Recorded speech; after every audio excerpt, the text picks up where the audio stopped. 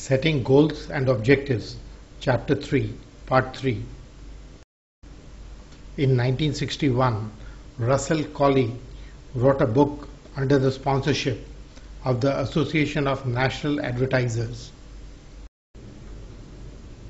titled Defining Advertising Goals for Measured Advertising Results. The approach defined in the book is widely known as the Dagmar approach to advertising planning. It included a precise method for selecting and quantifying goals and for using these goals to measure performance. An advertising goal is a specific communication task to be accomplished among a defined audience in a given period of time. Note that a communication task is involved as opposed to a marketing task. An advertising objective involves a communication task which advertising by itself can reasonably hope to accomplish. The Dagmar model suggests communication takes the receiver through mental steps which are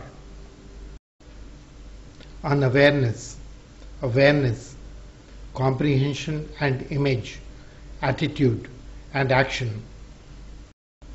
This can be depicted as a hierarchy of effects model. Specific task. We have mentioned that Dagmar emphasizes the communication task of advertising as contrasted to the marketing objectives of the firm. The second important concept of Dagmar is that advertising goal should be specific. It should be a written, measurable task involving a starting point, a defined audience, and a fixed time period. The goals set in the Dagmar mode must be specific and measurable. When brand comprehension is involved, it is necessary to indicate what appeal or image is to be communicated. Furthermore, the specification should include a description of the measurement procedure. For example, if a high protein cereal were trying to gain brand comprehension, its managers could decide to promote its protein content.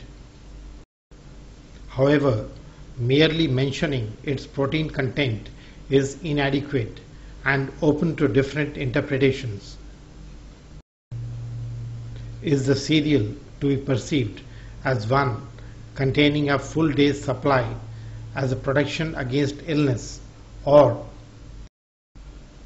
as one that supplies more energy than other cereals? Benchmark or starting conditions. The basic aspect of establishing a goal and selecting a campaign to reach it is to know the starting condition. The selection of an awareness-oriented goal would be wrong if awareness is already high. If a product has a poor image, the advertising campaign could aim to improve the product image.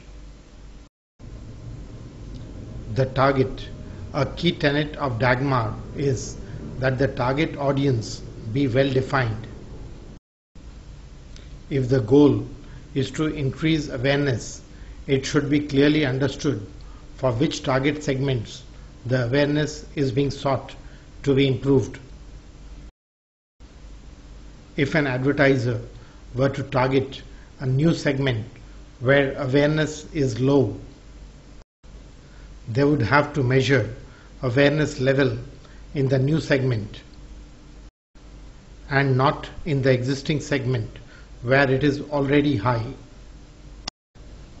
Time period. The objective should be achieved in a specific time period, such as 6 months or 1 year.